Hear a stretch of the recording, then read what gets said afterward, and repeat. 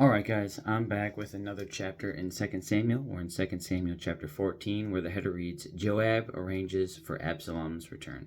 And I'll get right into it. Joab realized how much the king longed to see Absalom. So he went for a woman from Tekoa who had a reputation for great wisdom.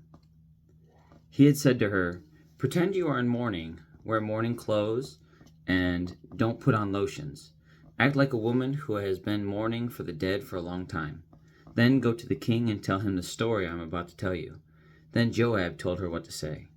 When the woman from Tekoa approached the king, she bowed with her face to the ground in deep respect and cried out, O king, help me. What's the trouble? The king asked. Alas, I am a widow, she replied. My husband is dead. My 2 sons had a fight out in the field, and since no one was there to stop it, one of them was killed. Now the rest of the family is demanding, let us have your son. We will execute him for murdering his brother. He doesn't deserve to inherit his family's property. They want to extinguish the only coal I have left, and my husband's name and family will disappear from the face of the earth. Leave it to me, the king told her. Go home, and I'll see to it that no one touches him. Oh, thank you, my lord, the king, the woman from Tekoa replied. If you are criticized for helping me, let the blame fall on me and on my father's house, and let the king and his throne be innocent. If anyone objects, the king said, bring him to me. I can assure you he will never harm you again. Then she said, please swear to me by the Lord your God that you won't let anyone take vengeance against my son. I want no more bloodshed. As surely as the Lord lives, he replied, not a hair on your son's head will be disturbed.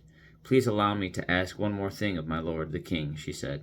Go ahead and speak, he responded. She replied, why don't you do as much for the people of God as you have promised to do for me? You have convicted yourself in making this decision, because you have refused to bring home your own banished son.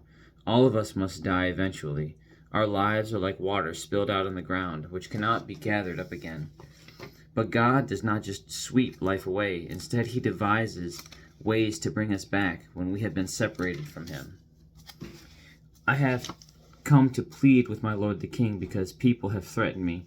I said to myself, perhaps the king will listen to me and rescue us from those who would cut us off from the inheritance God has given us. Yes, my lord the king will give us peace of mind again. I know that you are like an angel of God in discerning good from evil. May the Lord your God be with you. I must know one thing, the king replied, and tell me the truth. Yes, my lord the king, she responded. Did Joab put you up to this? And the woman replied, my lord the king, how can I deny it? Nobody can hide anything from you. Yes, Joab sent me and told me what to say. He did it to place the matter before you in a different light. But you are as wise as an angel of God, and you understand everything that happens among us. So the king sent for Joab and told him, all right, go and bring back the young man Absalom. Joab bowed with his face to the ground in deep respect and said, at last I know that I have gained your approval, my lord the king, for you have granted me this request. Then Joab went to Geshur and brought Absalom back to Jerusalem. But the king gave this order, Absalom may go to his own house, but he must never come into my presence. So Absalom did not see the king. Now Absalom was praised as the most handsome man in all Israel. He was flawless from head to toe. He cut his hair only once a year, and then only because it was so heavy. And then only, once a year, and then only because it was so heavy. When he weighed it out, it came to 5 pounds. He had 3 sons and 1 daughter. His daughter's name was Tamar, and she was very beautiful. Absalom lived in Jerusalem for 2 years, but he never got to see the king. Then Absalom sent for Joab to ask him to intercede for him, but Joab refused to come. Absalom sent for him a second time, but again Joab refused to come. So Absalom said to his servants, go and set fire to Joab's barley field, the field next to mine. So they set his field on fire, as Absalom had commanded. Then Joab came to Absalom at his house and demanded, why did your servant set my field on fire? And Absalom replied, because I wanted you to ask the king why he brought me back from Geshur if he didn't intend to see me. I might as well have stayed there. Let me see the king. If he finds me guilty of anything, then let him kill me. So Joab told the king what Absalom had said. Then at last David summoned Absalom, who came and bowed low before the king, and the king kissed him. And that's the end of chapter 14, guys. And so, one thing that I like to reflect on from this passage is I can appreciate the boldness that people lived by back in these days. So much of their lives depended on the value of their word, whatever station they found themselves in, whether it was royalty, whether it was common workers in the field, it didn't matter. If they had a word that could be a word that was trustworthy, then they had as much pull when it even came to the king. And when they were honest and they were forthcoming and they did right by God, especially, regardless of the outcome, they were still praised. Even the fallout that we see of Saul, being anointed, we still see David respect that position. Now, he struggled to always be trustworthy and eventually lost that, but that's, again, just another fantastic example of why we should all be on the straight and narrow, because God will continue to honor that.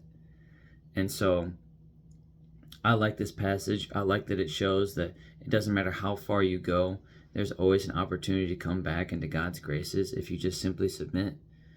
Now, Absalom, you could argue that he acted too hastily in taking the life of another, regardless of the reasons. Again, still super impressed by Tamar and how she responded to that entire situation. I think that was, I'm so blown away by the level of mercy and grace that she extended, and the discernment even while being taken advantage of.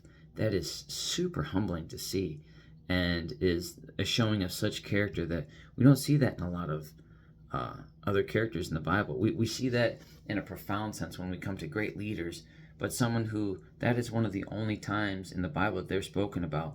And really, what a profound way to be talked about. What honor she must have in order to just be able to reflect like that while just being taken advantage of, to be able to maintain such a level of grace and mercy for someone who just did you so wrong.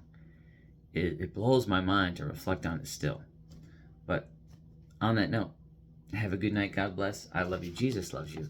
And I'll be back tomorrow for chapter 15 of 2 Samuel, where the header reads, National Rebellion Against David, Absalom's Rebellion.